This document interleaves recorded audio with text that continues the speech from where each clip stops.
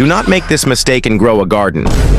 Talking about the Kitsune pet, that elusive nine-tailed fox everyone's chasing. It's gorgeous, no doubt, but let's be real. Getting it is almost impossible for most players. What the? I'm going to walk you through why that is and why some of you might want to skip this grind altogether. Nice and slow, like we're just chatting over coffee. The Kitsune is something special. It's the first prismatic pet in the game, with a sleek white coat, bold red markings, and this glowing red aura that just screams magic. Its nine-tailed myth ability lets it sneak into another player's garden, add a chakra mutation to a fruit, and duplicate it for you. Sometimes even throwing in a super rare foxfire chakra mutation. It's cool, no question, but the odds of getting it are brutal. So how do you even get a Kitsune? It only hatches from a ZEN egg, introduced in the ZEN event update. That's where the journey starts, and where things get tough. ZEN eggs aren't easy to come by, and even when you get one, the chances of hatching a Kitsune are so low it's almost cruel. We'll break it down step by step, so you can see just how steep this climb is. To get a ZEN egg, you need to visit the ZEN shop in the middle of the island. You'll need chi points, and each egg costs 30 chai. Chi points come from collecting tranquil mutation plants, which only appear during the ZEN Aura event, a 10-minute window that happens every hour. You'll see the sky shift, with these delicate flowers floating around. But you've got to be quick to catch those tranquil mutations. Those tranquil plants are the key to earning chai. When the ZEN Aura hits, your plants might get that special mutation, glowing for a few seconds. Harvest them fast, then trade them to the raccoon NPC, or Tanuki, at the ZEN shop for chi points. It sounds simple, but it's a grind. A long, repetitive grind. You're basically tethered to the game every hour. And even then, you might not get enough. Here's where it gets even tougher. The Kitsune has a 0.08% chance of hatching from a ZEN egg. That's 1 in 1,250 eggs. Let that sink in. You'd need to hatch over 1,000 eggs, on average, to have a shot. Even if you're farming tranquil plants like crazy, getting enough chai for one egg takes time. Maybe an hour or two per egg if you're efficient. That's hundreds of hours of grinding, just for a chance. You can also get ZEN eggs from the ZEN tree, a community event in the ZEN hub. Everyone chips in tranquil fruits to level it up, and sometimes you'll get eggs as rewards. But it's random, not something you can rely on. It's like hoping for a lucky break in a game that's already stacked against you. And most players don't see enough eggs this way to make a dent. If you're thinking about buying ZEN eggs with Robux, that's an option too. One egg costs 149 Robux, or you can get 10 for 1,269 Robux with slightly better drop rates. But even with the premium bundle, that 0.08% chance doesn't budge much. You could spend hundreds of dollars and still walk away empty-handed. It's like playing a lottery where the jackpot feels like a myth. Let's do some quick math. Say you're super dedicated, farming chai points every ZEN Aura event. Maybe you get one egg every couple of hours. To hatch 1,250 eggs, the average to get a Kitsune, that's over 2,500 hours of gameplay. That's more than 100 days of constant grinding. And even then, it's not guaranteed. It's the kind of odds that make you wonder, is it really worth it? Now, let's talk about why some people should just steer clear. If you're a casual player who just enjoys tending your garden, this grind will burn you out.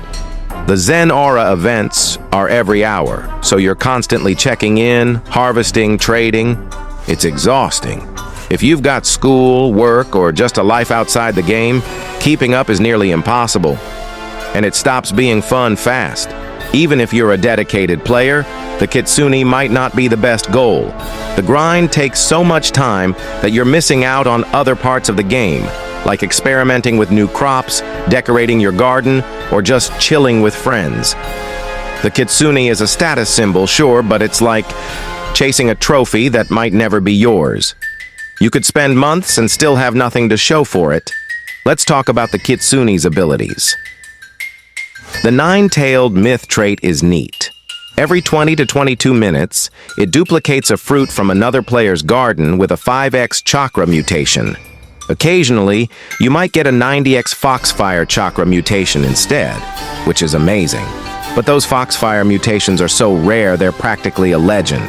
The 5x multiplier is nice, but you can get similar boosts from events like Sandy. For profit-focused players, the Kitsune isn't the gold mine it seems. That 5x multiplier sounds good, but it's not consistent enough to outshine other strategies.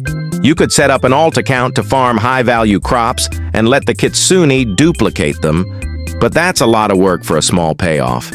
There are easier ways to make shekels, ways that don't feel like chasing a ghost. Collectors, though, might be tempted. The Kitsune's design is stunning.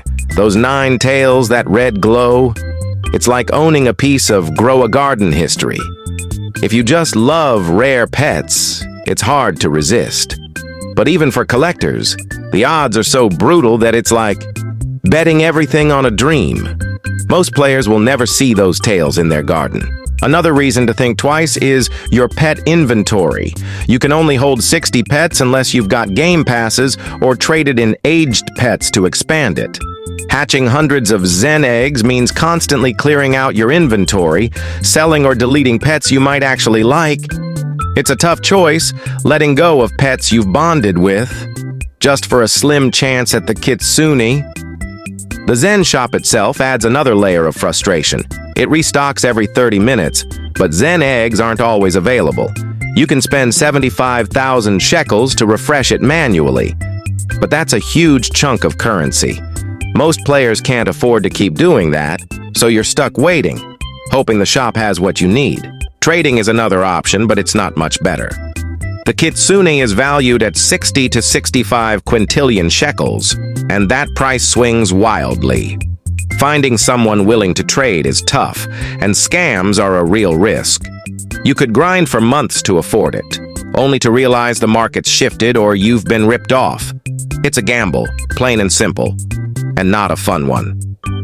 If you're still set on trying, aging your pets can help once you get the Kitsune. Feeding it crops to keep its hunger bar up and earning XP might improve its abilities. Maybe a shorter cooldown or better foxfire odds. But that's a big if. You've got to get the Kitsune first. And for most players, that's a wall too high to climb, a dream that stays out of reach. So, who should avoid this chase? If you're a casual player, a busy person, or someone who just wants to enjoy grow a garden without stress, walk away. The Kitsune grind will eat up your time, your energy, and maybe even your love for the game. Even hardcore players might want to skip it unless they're obsessed with collecting, because the odds are just that bad. Alright, that's the truth about the Kitsune pet in Grow a Garden. It's beautiful, it's rare, but it's also a grind that breaks most players. If you're still dreaming of those 9 tails, go for it, but know what you're signing up for. Thanks for hanging out with me today. If this helped you decide, don't forget to hit that like and subscribe button right now.